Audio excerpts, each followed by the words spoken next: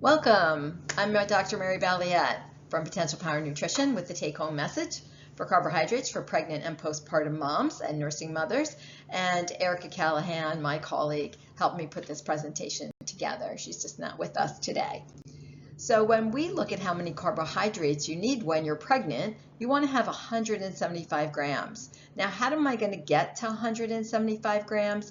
I'm going to have a lot, 3/4 of my plate, dedicated to carbohydrates. Now, the definition of a carbohydrate is I'm made from a plant.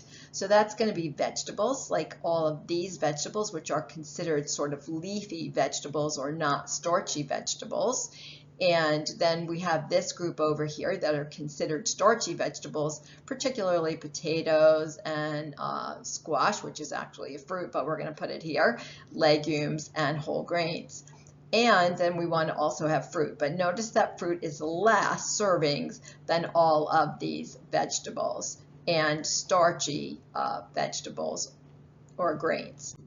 So when I look at starchy vegetables, which would include like potatoes or rice or quinoa, which is actually a grain, but we want to talk about that. On average, those kinds of vegetables have 20 grams of carbs and 2.5 grams of fiber. This meets the right carb-fiber ratio, but we would still need 2 full cups of those for 40. When we're looking at grains, we would really have to have, when we look at whole wheat bread and we want it organic, when we look at that, the average slice of a large piece of organic bread is 25 with 4 grams of fiber, meets the ratio, and we could have 3 slices of bread, whole grain, whole wheat bread every day. On non-starchy vegetables, this is the broccoli, the lettuce, all the things that are very leafy. They tend to have only 5 grams of carbs per cup and 3 grams of fiber. So they're very high in fiber to carb ratio. They're great, but they take up a lot of room. And so I was saying like probably only 2 cups of those for 10 grams. And then fruits on average are 20 grams of carbs and 2.5 grams of fiber, same as the starchy vegetables. And so they look really great on the carb-fiber ratio. And for pregnant women, I would say because of the vitamins and minerals in fruit, probably 3 servings a day. So that would then, when we add all that up, we would get to 185 over the 175 mark. But 175 is the minimum that you need.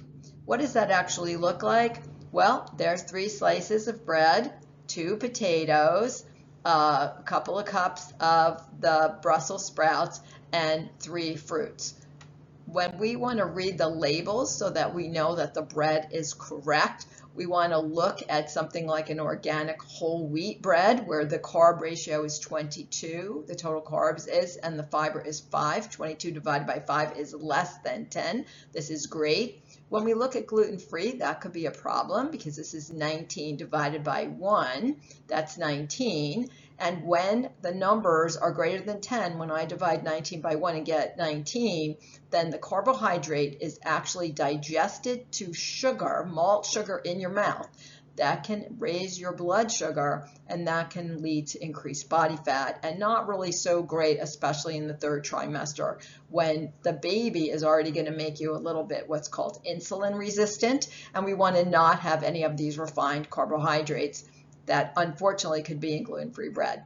We want to look at the sugar grams. This is 5, this is 2. Those are both fine. We want to be less than 10. Even when you're pregnant, you do not want a lot of sugar grams, especially in the last 1/3 of being pregnant, because the baby is already going to make you a bit insulin resistant. They want that sugar for themselves, and we do not want to get diabetes when we're pregnant, because the diabetes of pregnancy can come on when we violate these ratios. So it's very important to have the right carbohydrate diet, but not a no carbohydrate diet.